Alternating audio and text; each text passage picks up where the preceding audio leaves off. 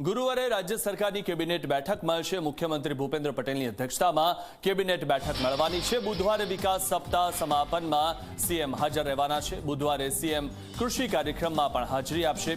ગુરુવારે બપોર બાદ કેબિનેટ બેઠક યોજાશે। ઉલ્લેખનીય છે કે એમ તો બુધવારે કેબિનેટ બેઠક યોજાતી હોય છે, પરંતુ આ વખતે ગુરુવારે યોજાવાની છે। બુધવારે વિકાસ સપ્તાહ સમાપનમાં સીએમ હાજર રહેવાના છે અને એટલે જ ગુરુવારે બેઠક યોજાવાની છે। બુધવારે સીએમ કૃષિ કાર્યક્રમમાં હાજરી આપશે। ગુરુવારે બપોર બાદ કેબિનેટ બેઠક યોજાશે।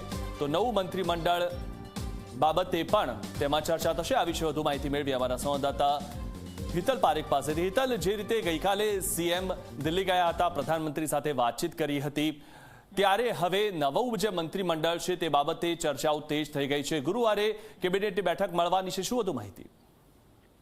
જી, ચોક્કસ એવું કહી શકાય કે પ્રધાનમંત્રી આવાસ ઉપર પ્રધાનમંત્રી સાથે મુખ્યમંત્રી અને પ્રદેશ અધ્યક્ષ સાથેની બેઠક થઈ હતી। એ બેઠકમાં અનેક મુદ્દાઓ સાથે ચર્ચા થઈ છે અને ખાસ કરીને 31 ઓક્ટોબરના રોજ પ્રધાનમંત્રી ગુજરાતની મુલાકાતે છે। એકતા પરેડમાં પણ પ્રધાનમંત્રી હાજરી આપવાના છે। આ તમામ વિગતોને લઈને જે ચર્ચાઓ ચાલી રહી છે, મંત્રીમંડળની વિસ્તરણને ફેરબદલ, એ તમામ મુદ્દાઓ ઉપર કેબિનેટ બેઠકમાં ચર્ચા વિચારણા થશે અને પ્રધાનમંત્રી દ્વારા જે માર્ગદર્શન આપવામાં આવ્યું છે એ ગુરુવારની કેબિનેટ બેઠક જે છે તેમાં પણ અન્ય પ્રધાનો અને મુખ્યમંત્રી માર્ગદર્શન આપશે કે જે કેન્દ્રમાંથી જે પ્રકારનું માર્ગદર્શન આવ્યું છે અને કેવી રીતે કાર્યક્રમની રૂપરેખા છે, આ તમામ વસ્તુઓની કેબિનેટ બેઠકમાં ચર્ચા થશે। સ્વાભાવિક છે કે બુધવારે વિકાસ સપ્તાહ અંતર્ગત કાર્યક્રમ છે અને તેના જ કારણે ગુરુવારે કેબિનેટ બેઠક મળશે એ પ્રકારનું આયોજન કરવામાં આવ્યું છે।